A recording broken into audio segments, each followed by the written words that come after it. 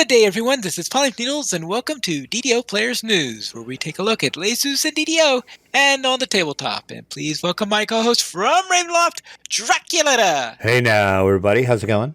Everything is going fine over here. How are things going on in Ravenloft? I might be dying again, but it's fine, question mark? Well, that means they're getting out those wooden stakes again. Yeah, peasants and fires and wooden stakes and so we'll see how that goes. We will see how that goes. And I think one of those darn gypsies put a curse on me, so we'll have to deal with them later. Apparently the gypsies in Ravenloft don't follow the way of the leaf. No, they do not. They do not. Let's then go into our game news, where the 5th season of the Hardcore League is now underway, until February 1st or something? Yes, started yesterday, December 1st, and is going to run till February the 1st, so it's a shortened Hardcore season. I'm sure Pine Leap is already level 20 on Hardcore, right? Oh, Pine Leap. I think we should do Hardcore just one time just to say you did it and just see how far we could get. I think that would be fun. All right. When do you wish to do this? I don't know. Soon. I've been thinking about this. I think it might be fun just to see how far we can get.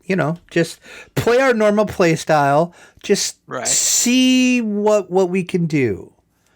Not looking for anything to come out of it, but we'll discuss this. I think this needs to happen. Okay, as long as it doesn't involve Zuggett. I am not that mean. I mean, okay. I've been accused of being mean to you before, but I'm not that mean. Okay. Yeah, we'll talk more about Hardcore here in a second, because the update that we're going to talk about here in a second kicked off Hardcore.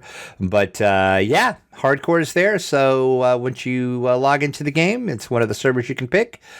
Jump over. This year, we talked about it last episode, but this is kind of the Hardcore Season 1.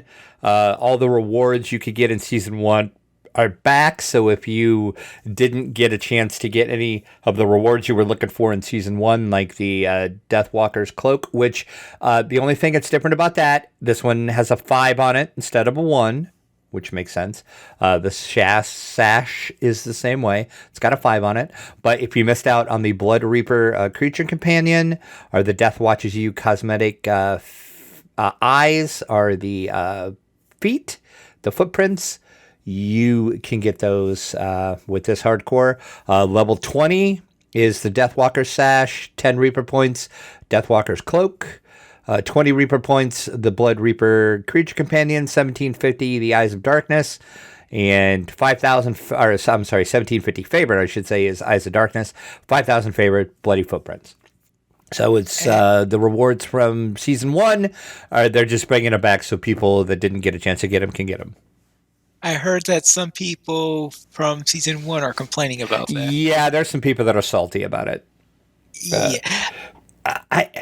I don't ever recall them saying it was exclusive to Season 1 and these rewards would never be offered again. Yeah. Now, I might be wrong with that. Maybe they said something like it was exclusive to the Hardcore League, and maybe some people interpreted that as meaning it was exclusive to... And I guess we didn't. I mean, when Season 1 was out, since that was the first season, we didn't really know there was going to be a Season 2 or 3 or 4 or 5. So, but yeah, there are some people that are pretty salty about them bringing the stuff back. And SSG has apologized, and they just said, "We're sorry, we made this decision to do this. It is what it is." So there you go. And then once again, the top 100 winners of the 2 ladders going to be immortalized in the Hall of Heroes. So you can see your name up there for all those people that are the best players in the Hardcore.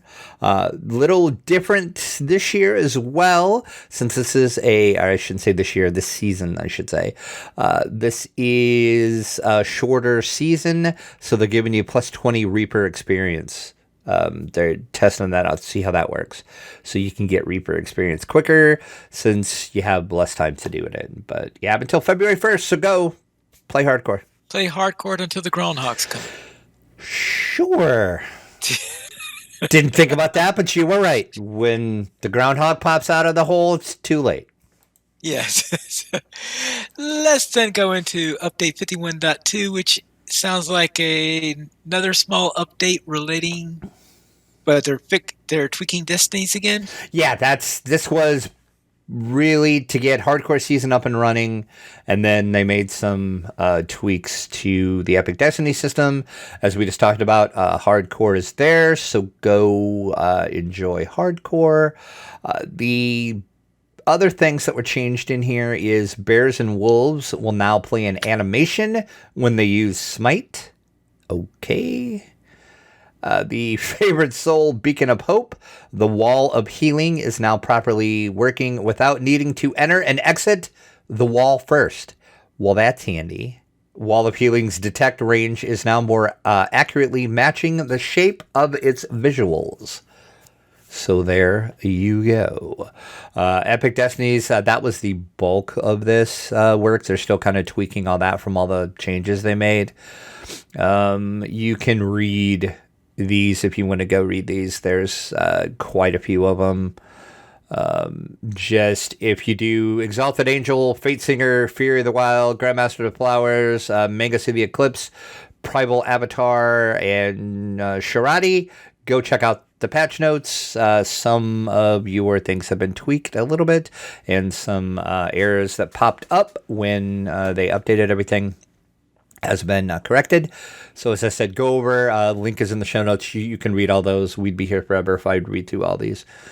It's not quite as bad as the original patch notes, like the whole 5 pages, but there's quite a bit of these.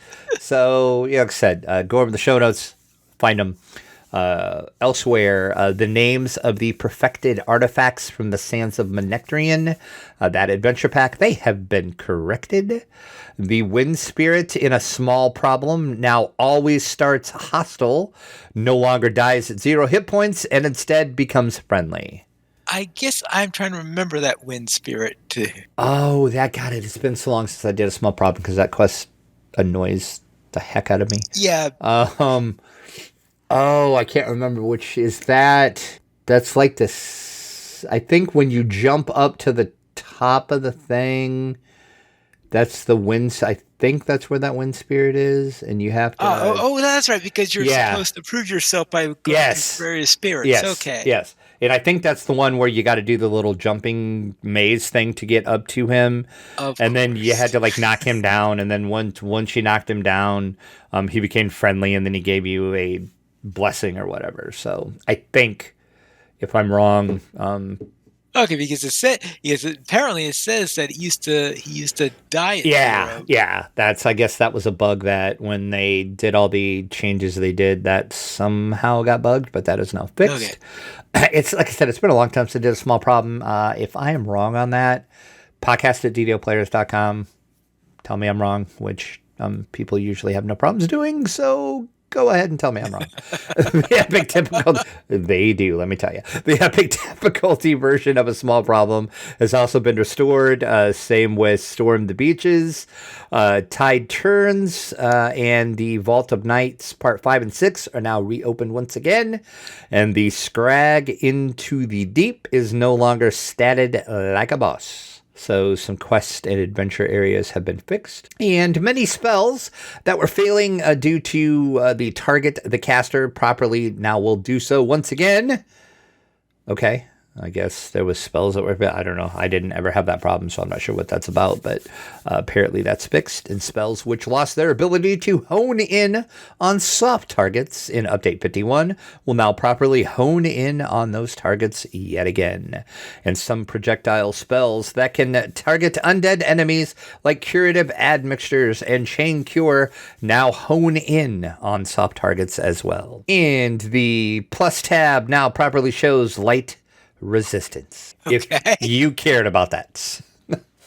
I will be honest, I don't really look at some of those tabs that much, so I didn't even know light resistance wasn't there, but apparently it's back now. Then let's go and find out what's coming in from the dungeon.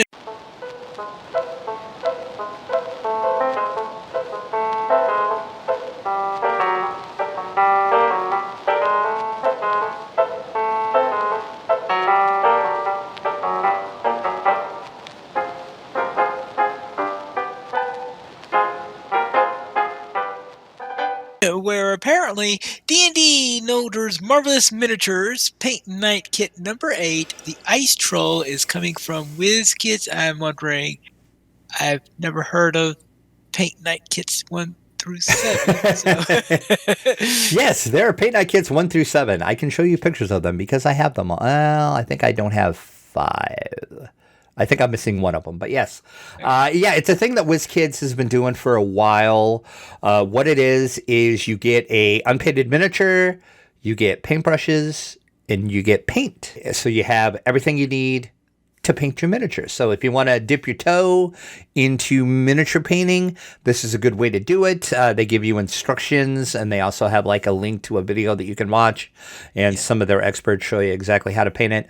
What usually happens with these, your friendly local game store will actually have a paint night for this. So you'll go in, you'll buy this in the game store. They have tables and everything set up, and then you just set and you paint the figures. Well, the kit number 8 is coming out in January of 2022, which is not that far away if you think about it, which is scary to think about. Right. It's the Ice Troll this time. And even unpainted, this mini looks pretty freaking amazing, actually. But once again, it's just like before. You'll get the mini, you'll get your brushes and all your paints you need, so you can dip your toe into miniature painting, which I am slowly starting to do a little bit. Okay. Now, wouldn't it be better to dip your brush into it instead of your toe? I knew you were going to ask me that. I knew it. I was waiting for you. As soon as I said that, I'm like, Pine Leaf Logic is going to kick in 3, 2. There it is. There it is. You know, we haven't done a show together for a little while, but Pine Leaf Logic is still right there and still just hones in on the words I say, and you're like, mm-hmm.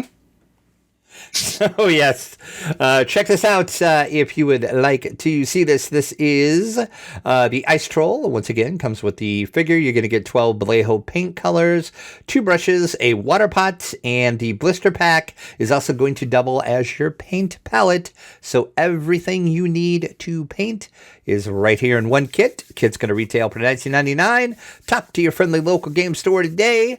They're doing something different this time with these, though. Each friendly local game store is only available to order 12 of these, which is weird. I'm not sure if it's due to the whole supply chain issue thing. They're limiting them this time, because before they never limited the numbers you can get.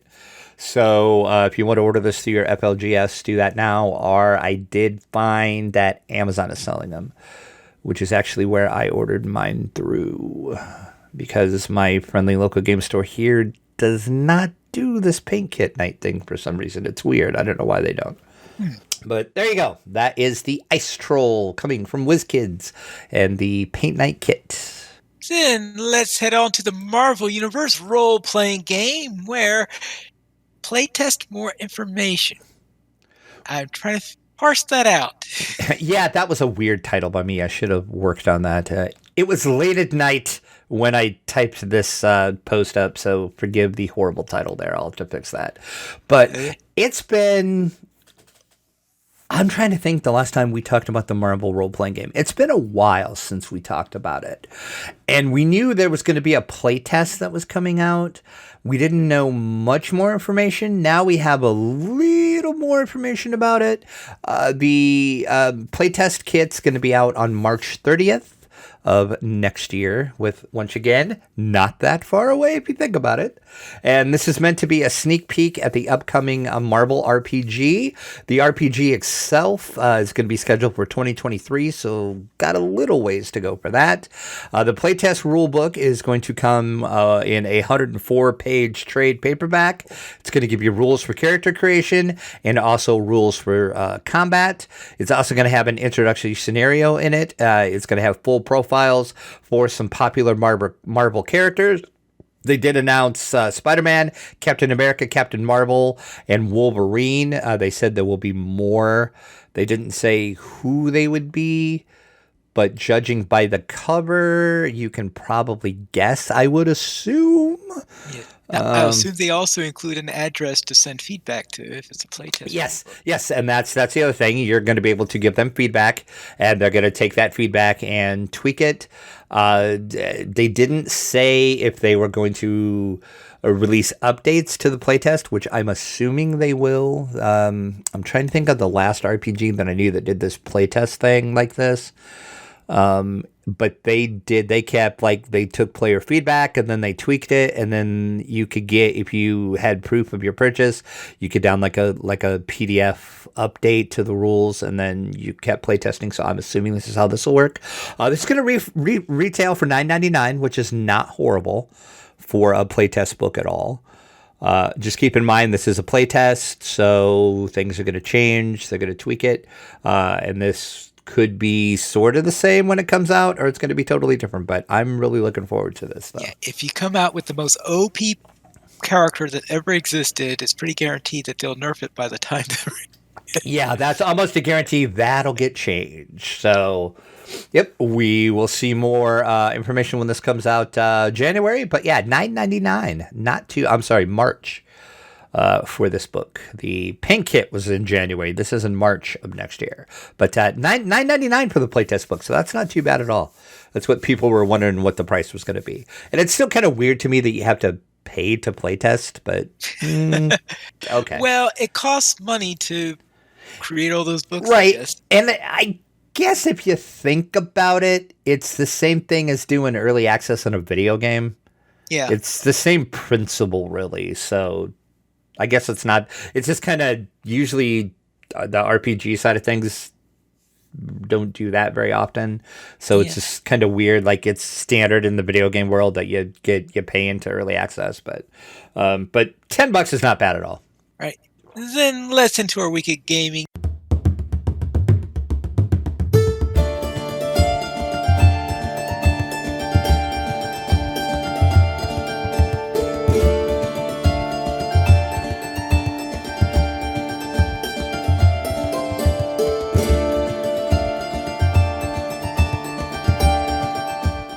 And Drac, what were you up to? Well, I didn't do a whole lot, but I actually did some stuff.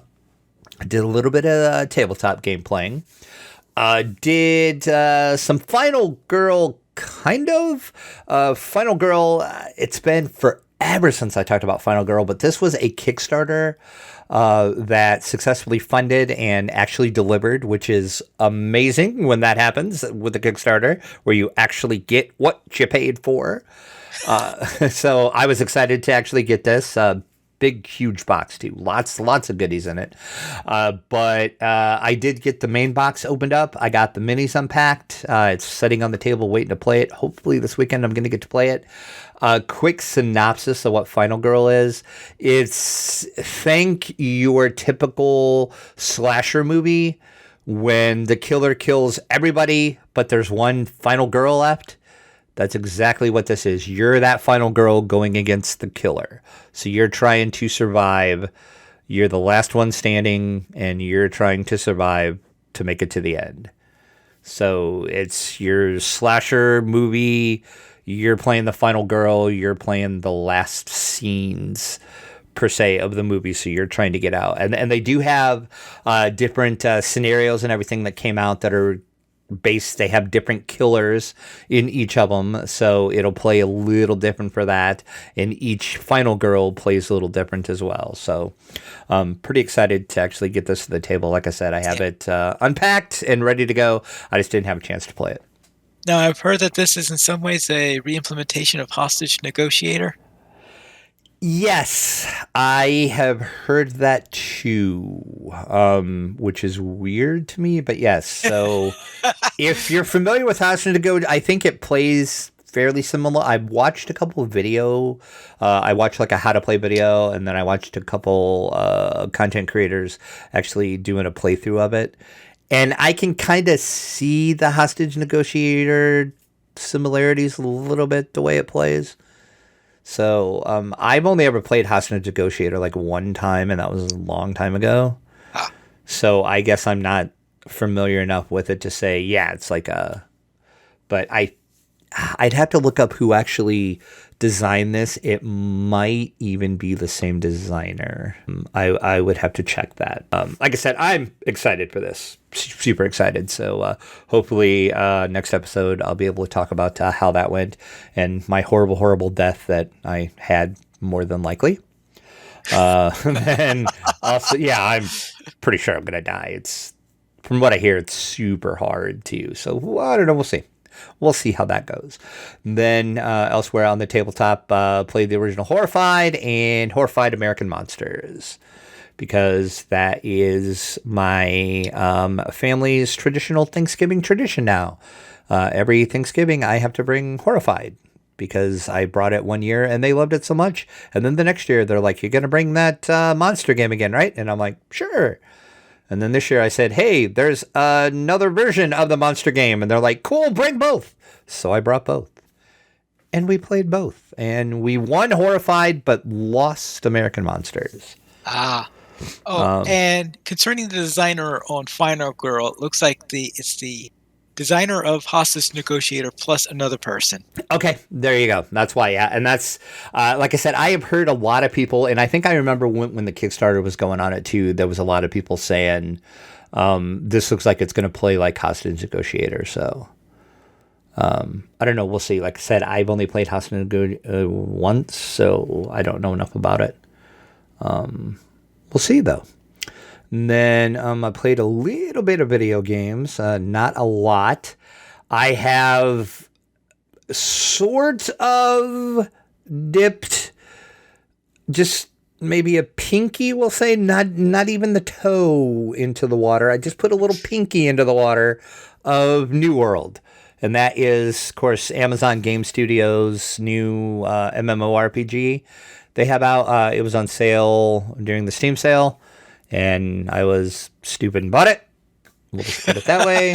How bad is it if Well, you describe yourself as being stupid for buying it? It's just one of those. I told myself I wasn't going to buy any games during the sale. We won't discuss how many games I bought during the sale, but that's neither here nor there. But New World was one of them. So like I said, I just barely scratched the surface of it. Have not played enough to even form an opinion. So I pretty much created the character, took about 4 steps into the world, and I'm like, "Yep, this is a new world," and then I logged out. So, so we'll see. I'm gonna try to play more to where I can actually give you some basis of an opinion on it. Do you want to play this or do you not want to play this or whatever? I can tell you right now, I'm never, ever, ever, ever, ever, ever, ever times 1,000 million, 100 billion going to do Endgame in New World. Ever. Endgame apparently is all PvP. So I see what you mean then. I'm out. I'm not even gonna.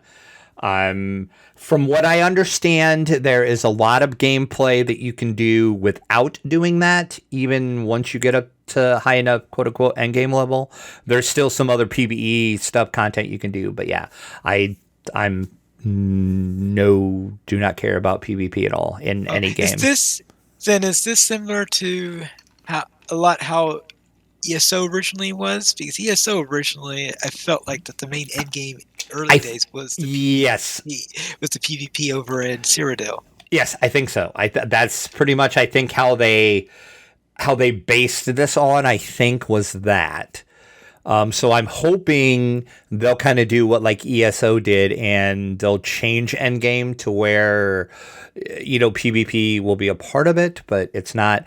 But from what I understand, Endgame is PvP.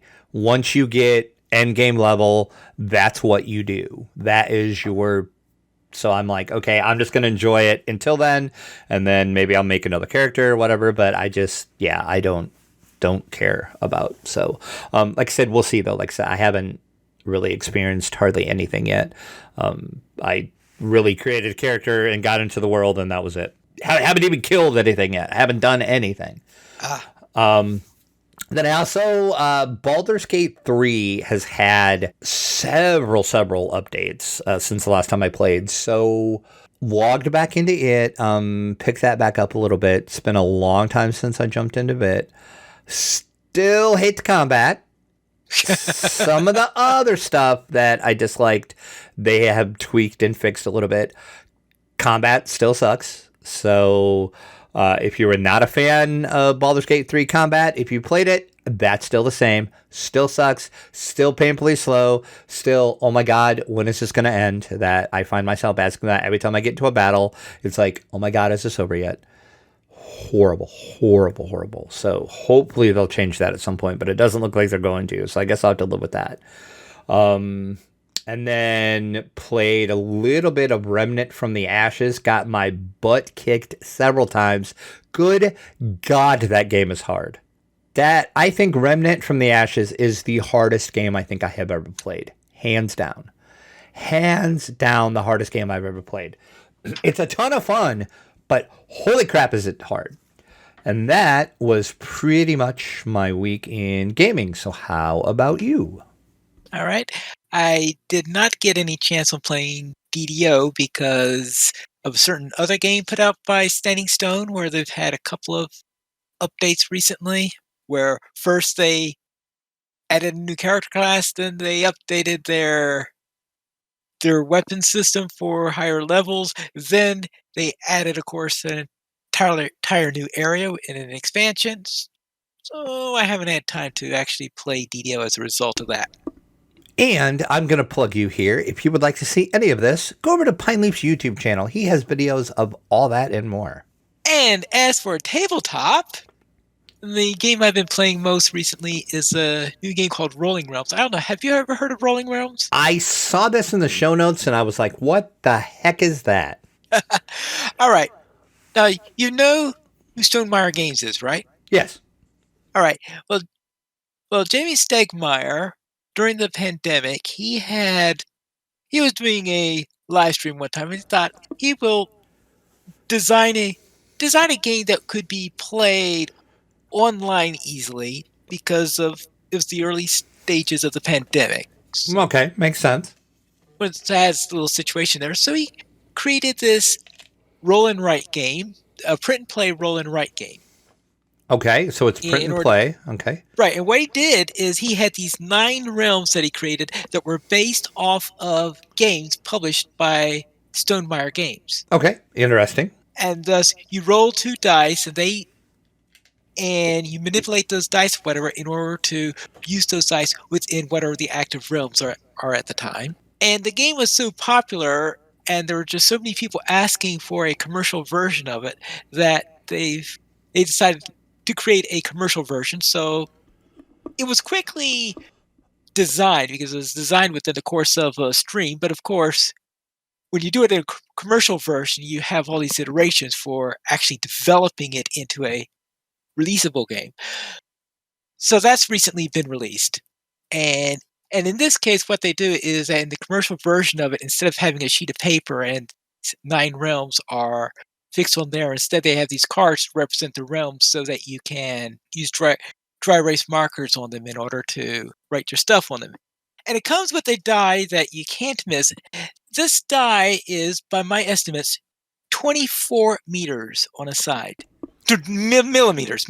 Oh, I was going to say 24 meters. Good God, man. Sorry, millimeters. Okay, well, still, that's a good size dice. That's a sizable dice. I think these are the largest dice that I've ever seen someone seriously pack with a game. That's a pretty decent sized dice for sure. And the reason why they had dice that size is because the spirit of the thing was being able to play online and the like. You wanted a die that was large enough so it'd be easily visible if you looking Oh, on the camera. gotcha. Okay, that makes sense then. Yeah. Okay. And in fact, I think they were originally planning to make it even a little bit larger than that, but then they found, no, that was a bit too Yeah, I'm large. gonna say 24. I think is about the max size you would want. That's a Yeah, big. 24 millimeters. That is quite a quite one on there. So I've been playing that a bit lately. And then as for video, I have been watching the new Wheel of Time series. I don't know if you're familiar with that. I've watched 2 episodes. All right. Yes, so I've watched the first 4 episodes. The fifth one, I guess, was released 10 minutes ago. So I'll have to go and see that after the Okay, show. yeah. Like I said, I haven't. I've only maybe I've seen 3. I two or 3. Well, I know that the first 3 were all released on the same night. Yeah, and then because I watched 1 and 2 the night they came out, and then like the next night I watched the third. Okay, that would make sense then. Yeah. Meh. I meh. But I'll be fair in my assessment. I was never, and this is going to be controversial, so brace yourself. Right? Was never a huge Wheel of Time fan anyway. Well, I mean, yes, and that would make it less likely that you're going to like the series. I mean, it's okay, but it's not as great as I think a lot of people make it out to be. I mean, it was an okay book series. I mean, it's up there with some of the best fantasy series around. I'll give you that, but it's not the be and end all. So I think that kind of clouds my opinion of it a little bit. Oh, yeah, it sometimes does get overhyped, doesn't it? Yeah, exactly. So but I think if you're a big, huge fan of the series, I think you'll enjoy it. I mean, I'm enjoying it. It's just not. I'm just not. Oh my god, I got to watch them all, and I got to watch the episodes twice because I might have missed a little hint about the book or a little Easter egg about. No, I'm just like I watch it. I enjoyed it, but yeah, a lot of the reviews that I've been hearing on this is that the first episode was a little bit shaky, the second was a little bit better, the third one was much better, and the fourth one was a great episode. So they have been improving over. Okay, time. I would agree with that because, like I said, I watched the first 3. I about bailed on the first one. I'm not even gonna sit through this. Sat through it. Second one got a little better. I really enjoyed the third one. So it sounds like the fourth one is gonna improve as well. So hopefully they'll keep improving. So okay, all right. Yeah. Well, so far, I'm gonna stick with it. I haven't bailed yet, but we'll see. I haven't bailed yet, but anyway. So I've been watching that a bit. And that concludes my week in gaming. We currently have 16 supporters on Patreon. If you'd like to help support DDO players, you can go to the donations page. We can support the Players Alliance on Patreon. Money will be used for our podcast hosting, website hosting, and to pay for our live shows. And we actually have a featured comment this week from Fierce Fred. What does Fierce Fred say? Yes, this was actually via a Discord message. We are friends on Discord, and he said, Drac, I'm making a fire-based warlock. If this goes wrong, I'm blaming you. Fair. Because I was talking about, I hype my wolflock up a lot, so fair. We'll see how that goes for you, Fred. Hopefully good. Hopefully you don't blame me too much, but we'll see. We'll have to see. I kind of blame you for basing anything you do in DDO off of what I do, but that's neither here nor there. I mean, you've watched me on Twitch enough. You've seen me die many a time, but that's neither here nor there. So good luck on the Fire Warlock. Let me know how it's going. Yes. Now, if you would like to send us an email, you can send it to us at podcast@ddoplayers.com, and you can also follow us on Twitter. Players Alliance at Players Ally, DDO Players at DDO Players, Dracula at Dracula_72, and Piney Fat Piney Needles. The Players Alliance has 2 shows on Saturdays at 8:30 p.m. Eastern Time. We have Loja Players News, and at whenever time the Drac is available, we have DDO Players News. Yeah, I'm sorry, folks. I really am. You can join us for our shows. It'll get better, I promise. You can join us for our shows at ddoplayers.com/live. And that is all for tonight. And this is Pine Leaf Needles reminding you to quest responsibly.